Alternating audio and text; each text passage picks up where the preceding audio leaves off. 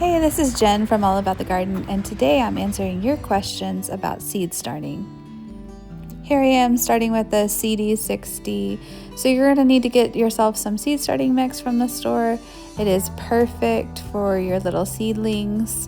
And here comes the first question. Why does my seed starting mix fall through? Well, that's because it's too dry. You're going to need to add some water to your seed starting mix. So here I am with my porch hose, so convenient. Everybody needs one of those. So it's not going to be too dry nor too wet. It'll be absolutely perfect. I'll show you the consistency here in just a second. As with baking, I only use one hand that gets dirty and the other hand stays clean. I just like it that way. So lately I've been using this fancy schmancy seed starting mix with lots of perlite, and I don't know if I like it as much as the old Jiffy from Walmart and Home Depot and your local big box store. It just dries out so much. So here I am, I'm getting closer so that you can see the consistency. It needs to squeeze together like that and kind of hold its shape, because you need it to hold its shape in the cell tray. So you're just going to play with the water until you get it to look like that.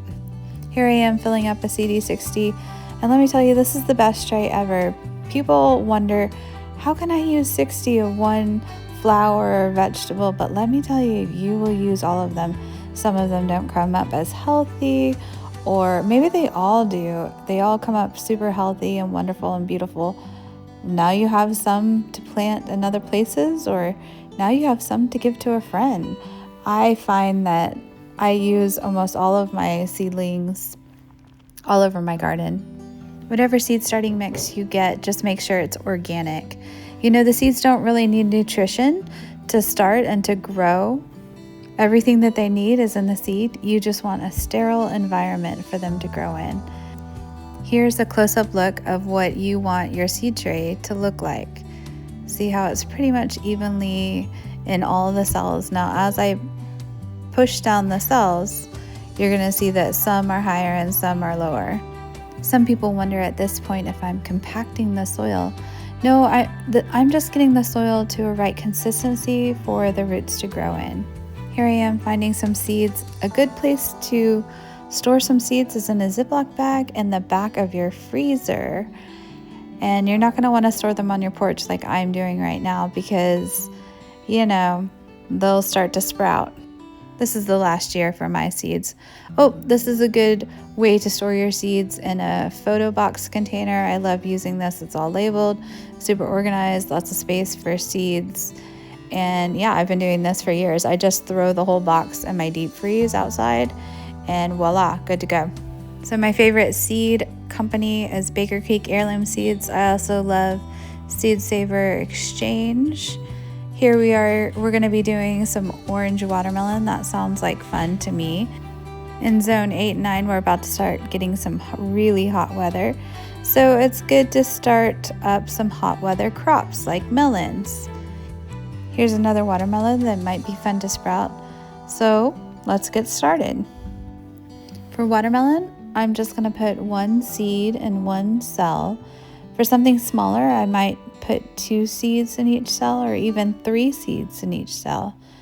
But these are going to be pretty big, so one cell will be just fine for me.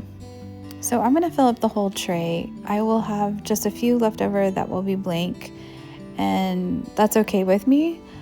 But if I really wanted to, I could put the same crop that has the same sprouting time in one tray and just label the cells.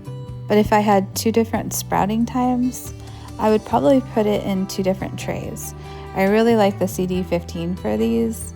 They're a smaller tray, 15 cell, and you can just pop in different varieties.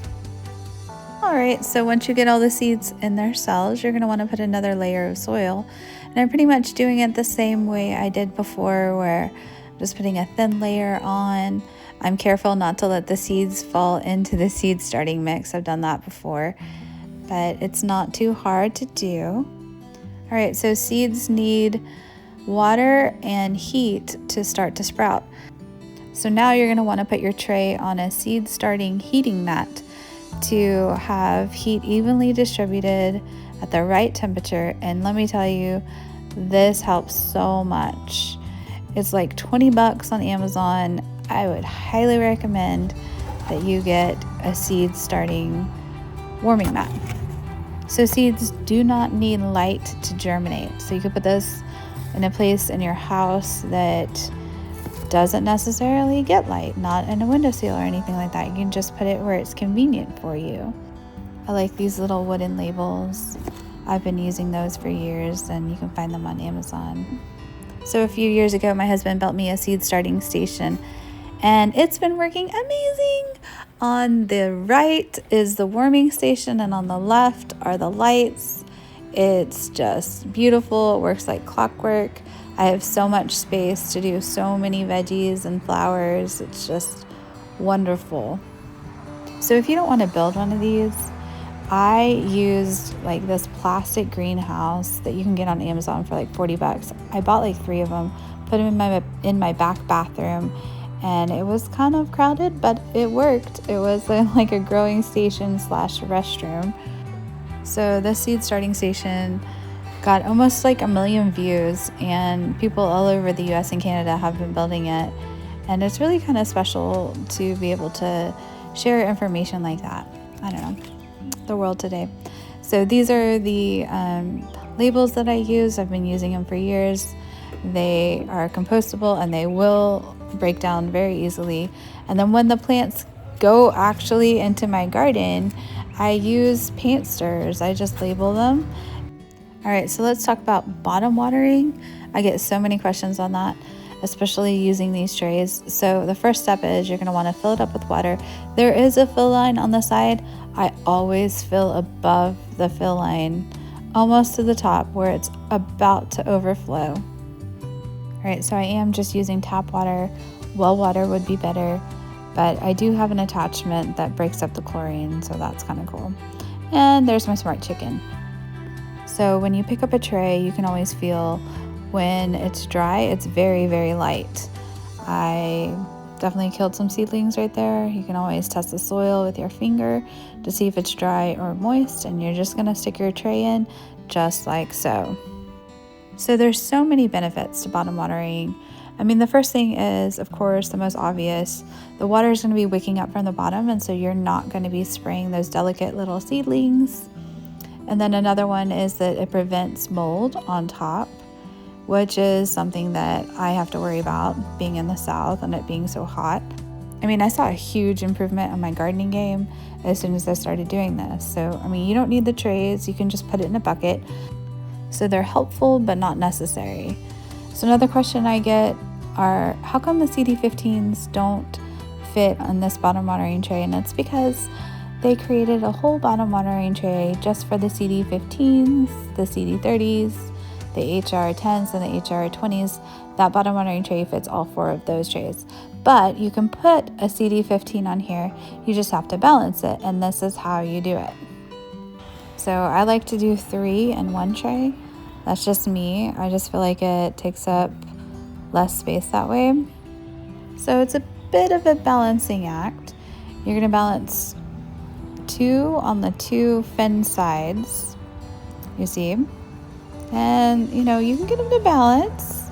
It's not impossible. You're going to want to make sure that there's a little bit of water you see at the bottom there, and then I like to put one right in the middle, and it's going to go down deep, but it also pushes the water up for the other ones, and it does float around a bit, but it's still the same concept. The water is waking up and hydrating those little seedlings. I like it this way. I think it is efficient, and this is how I water my CD15s. So after everything is saturated, you're going to want to remove your trays from the water to start your air pruning process. So when your seedling's taproot hits air instead of water, it will stop growing and send word to make more filament root, which will create a healthier, happier root ball. You see, filament root is the root that uptakes nutrients, not water, and that's what's going to be the game changer in your garden. So the more filament root it has, the less it goes into transplant shock, and your plant will not skip a beat. You will not lose any time in that growing season. Now you can put it in a tray, in a window.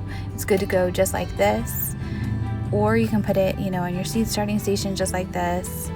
I don't typically use the green trays because I have that wire mesh and I'm air pruning like that. So thank you guys so much for joining me on this seed starting video. I hope you learned a little something, or maybe you just got inspired. Either way, I hope your garden grows well and your seedlings grow well. Now I have to find something to do with this beautiful Swiss chard.